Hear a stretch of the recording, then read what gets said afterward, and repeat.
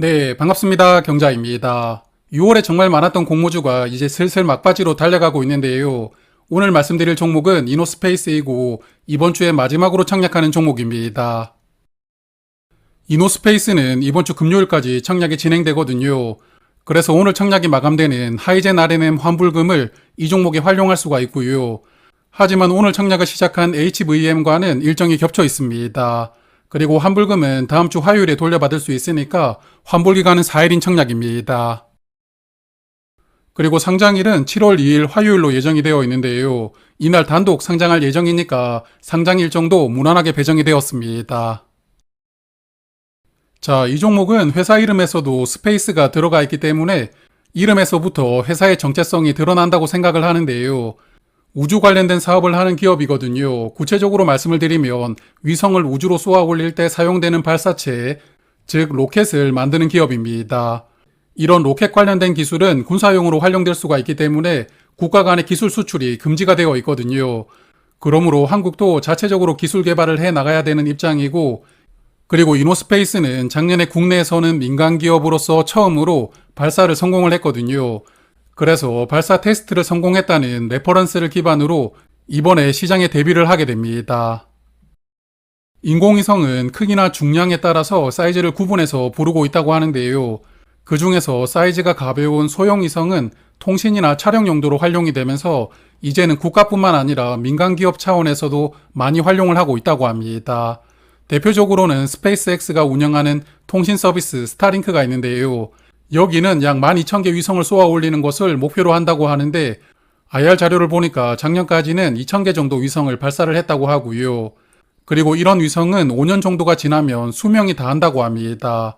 그러므로 민간 기업에서도 자체적으로 위성을 발사할 뿐만 아니라 수명이 다하는 위성을 대체해야 되는 수요까지 발생을 하니까요. 우주로 발사되는 위성의 수는 매년 40%씩 증가할 것이라고 전망하고 있습니다. 그래서 이런 위성을 우주로 보낼 때 필요한 게 발사체인데 현재 러시아와 중국은 정치적인 이슈로 미국과 유럽 등의 자유진영 국가에서는 협력을 할 수가 없다고 하고요.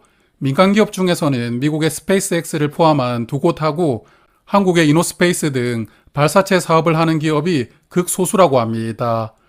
그러므로 우주로 보내고 싶은 위성은 많은데 이런 발사체가 따라가지 못하는 상황이라고 하고요.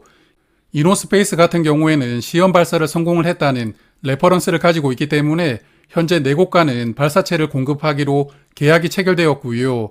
30곳 이상 해외 기업들과 발사체 공급 관련해서 협의를 진행하고 있다고 합니다. 하지만 아직까지 실적이 거의 없는 상황인데요. 21년 매출액이 1억 원이었고 22년에는 3억 원, 그리고 작년에는 2억 원으로 매출이 거의 없습니다. 그리고 발사체 관련된 연구 비용은 엄청나게 사용을 하고 있으니까 적자는 엄청난 수준인데요. 저는 이런 손익계산서를 보면서 신약을 개발하는 바이오 종목인가 이런 생각이 들었거든요. 여하튼 바이오 종목이 아닌데 매출이 거의 없는 상황에서 등장하는 종목은 굉장히 오랜만에 보는 것 같습니다. 그래서 당연히 이 종목도 향후 실적을 추정해서 공모가를 산정을 했고요. 향후 실적 추정을 보니까 내년부터는 제대로 된 실적이 나온다고 추정을 했습니다. 25년에는 매출액이 478억 원, 순이익은 20억 원으로 흑자 전환까지 가능하다고 전망을 했는데요. 사실 특례 상장하는 종목들은 본인들의 회사가 앞으로는 엄청나게 잘 나갈 것이다 매번 강조를 하거든요. 그러므로 이노스페이스가 뭐 특별하게 생각되지는 않았는데요. 다만 실적 추정을 보니까 위성의 무게로 발사 서비스 가격이 정해진다고 합니다. 그래서 현재는 90kg을 탑재할 수 있는 소형 발사체를 개발을 완료했는데 조만간에 170kg 그리고 1300kg까지 탑재를 할 수 있는 발사체 2종을 추가로 개발 완료할 수 있다고 하고요.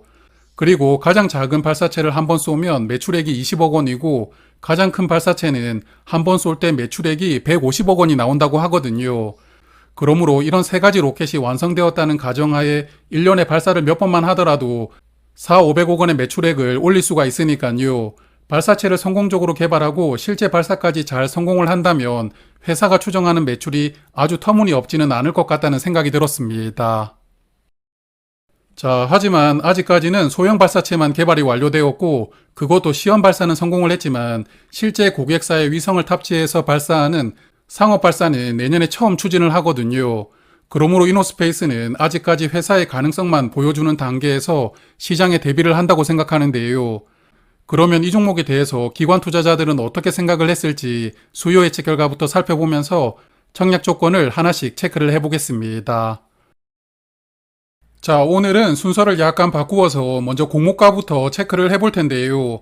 공모 가격이 상단으로 정해졌거든요. 지난번에 그리드 위즈에 이어서 올해 세 번째로 공모가가 상단으로 확정된 종목이고, 마린솔루션은 일부러 공모가를 상단으로 확정했던 종목이니까요. 수요 예측 결과대로 공모가가 상단으로 확정된 두 번째 종목이 됩니다. 공모가 신청 결과를 보면 수요 예측에 참여한 기관의 70% 이상은 공모가를 상단 초과로 신청을 하기는 했습니다. 하지만 상단 가격 이하로 써낸 기관 비율도 26%이거든요. 그래서 공모 가격을 초과하기가 어려웠던 비율이기 때문에 공모가는 상단으로 결정이 되었다고 생각하고요.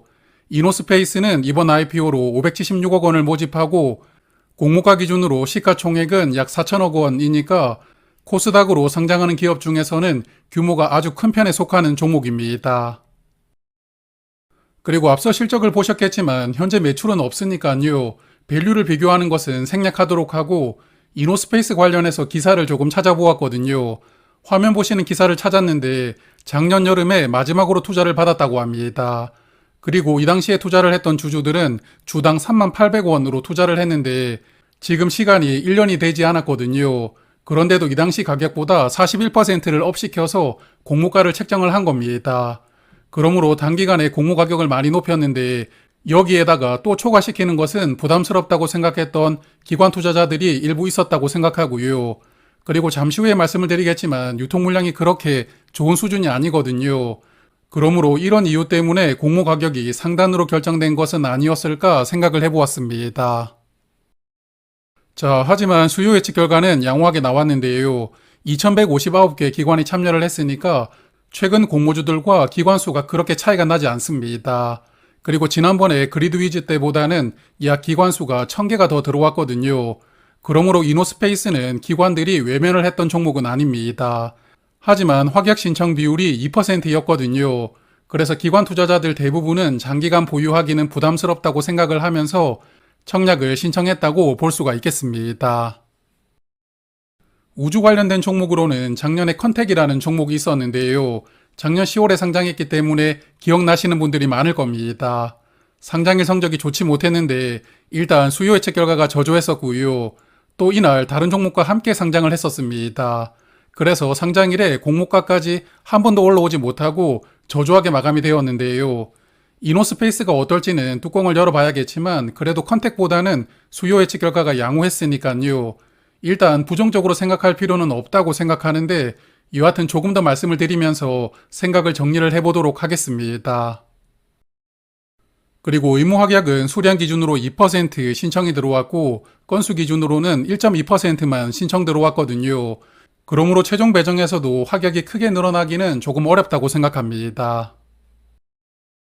자, 그러면 수요 예측 결과는 여기까지 보고 이제 청약 정보를 체크를 해볼 텐데요. 이노스페이스 이번 IPO로 133만 주를 모집하고 우리사주조합의 3.3% 비중으로 44,300주를 배정을 해두었습니다. 그리고 일반 투자자에게 약 33만 주가 배정이 되어 있고 주관사가 두 곳인데요. 메인은 미래에셋증권인데 약 31만 주가 배정이 되었고 서브 주관사인 신한투자증권은 약 2만 주가 배정이 되었습니다. 미래에셋증권은 최대 3만 주까지 청약을 할 수가 있고 풀청약을 하신다면 증거금은 6억 5천만 원이 필요하고요.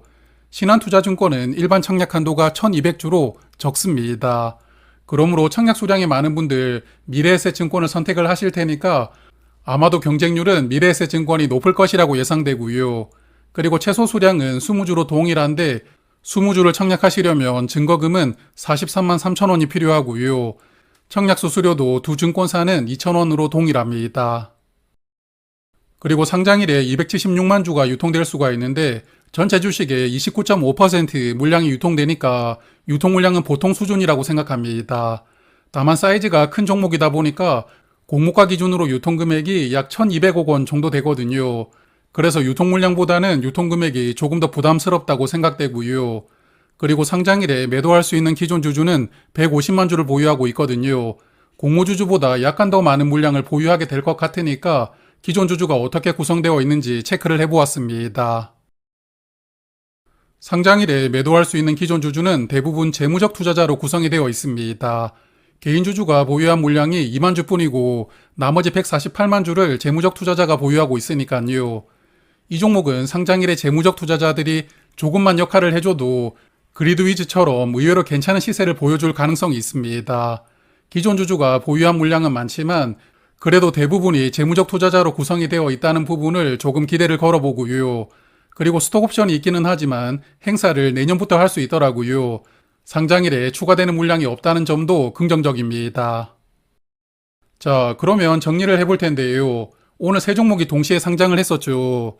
시어스 테크놀로지도 공모가 2배 이상으로 출발을 했고 스펙 두 종목 중에서는 미래에셋 스펙이 시세가 크게 나왔습니다. 하지만 흐름을 긍정적으로 보기가 어려웠는데요. 미래에셋은 시작 이후에 주가를 한번 크게 뺐다가 다시 크게 상승을 시켰거든요. 반면에 나머지 두 종목은 시작 이후에 시초가를 거의 지지하지 못하고 흘러내리면서 마감을 했었습니다. 그래서 이런 흐름이 이번 주 상장하는 종목들에게 공통적으로 관찰이 되고 있는데요.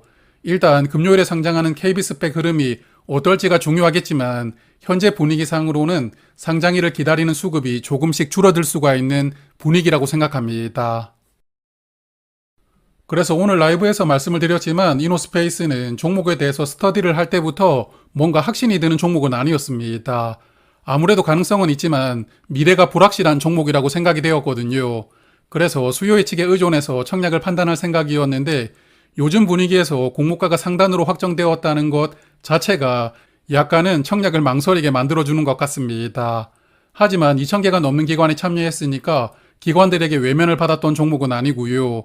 그리고 올해 들어서 아직까지 손실을 보여주는 종목은 없었거든요. 그래서 이번 종목은 가볍게 균등만 참여하는 것으로 생각을 하고 있습니다. 자, 그리고 오늘 1일차 청약이 끝난 HVM은 내일 청약을 예상을 해볼 테니까요. 이 영상은 저녁 8시에 업로드를 할 예정이니까 저는 잠시 후에 인사를 한 번 더 드리도록 하겠습니다. 고맙습니다.